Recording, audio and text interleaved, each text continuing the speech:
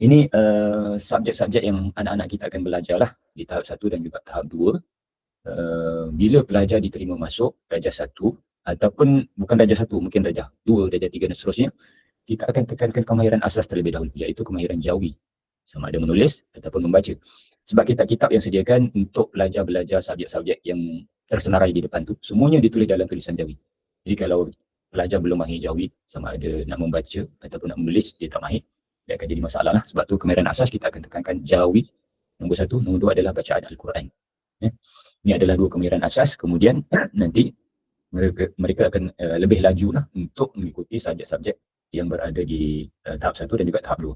Subjek tahap 1 jumlahnya kurang lagi berbanding tahap 2. Sebab kita nak bagi penumpuan pada subjek-subjek yang utama. Seperti mana tersenarai di hadapan itulah. Dan penilaian untuk tahap 1 dia tak ada ujian. Kita tak biasakan lagi pelajar dengan ujian, dengan peperiksaan. Tetapi kita akan uji kefahaman pelajar pada subjek-subjek yang diajar melalui penilaian bilik darjah. Biasanya kita akan buat kuis lah.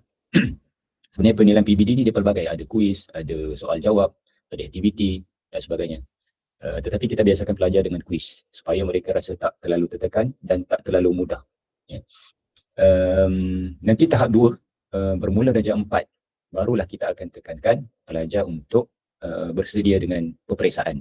Jadi akan ada ujian ujian bulanan, ujian pertengahan, ujian akhir tahun dan sebagainya. Supaya menuju darjah 5, pelajar bersedia untuk ambil peperiksaan UPKK. Nanti darjah 6 pula ada peperiksaan PSRA.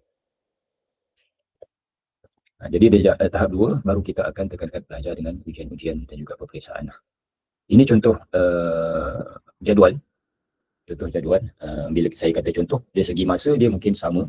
Susunan begitulah, susunan dia tak akan berubah banyak. Cuma daripada segi masa mungkin kita akan ubah sebab kita bergantung kepada masa sekolah kebangsaan. Kalau sekiranya sekolah kebangsaan pada hari tertentu dia perlu masuk cepat sebab mungkin ada perhimpunan. Jadi kita terpaksa habiskan kelas tu lebih awal supaya pelajar dia tak terkejar-kejar ataupun sampai ke sekolah kebangsaan nanti lambat. Jadi masa tu kita akan adjust lah sebab kita ada maklumat yang datang daripada sekolah kebangsaan. Biasanya kita akan adjust mengikut masa yang telah ditetapkan di sekolah kebangsaan. Setiap hari akan ada kelas dan setiap hari akan ada sesi tadarus Al-Quran. Sesi tadarus Al-Quran ni maksudnya di dalam kelas anak-anak akan belajar membaca bersama dengan guru-guru. Bacaannya beramai-ramai. Bacaannya beramai-ramai. Jadi agak agak rushing lah kalau guru tu nak pergi sorang.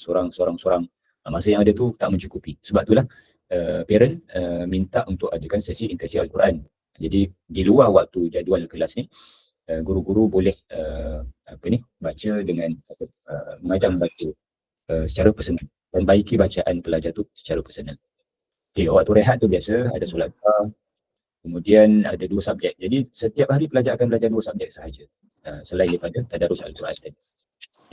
Kemudian habis kelas, pelajar yang ambil package transit, inilah antara aktivitinya. Makan, mandi, bersiap dan sebagainya lah untuk ke sekolah kebangsaan. Yang ada soalan boleh tanya dulu di ruangan chat. Nanti kita akan jawab. Cuma pada hari Jumaat saja. Hari Jumaat kita tak buat kelas. Kita akan ganti dengan aktiviti PBL, Project Based Learning ataupun Play Based Learning. Dan juga aktiviti co-curriculum. Dia akan berselang-selang lah. Kalau minggu ni ada PBL, minggu depan co-curriculum. Begitulah minggu-minggu dan seterusnya. Kita dah buat simulasi dan kita dah praktis.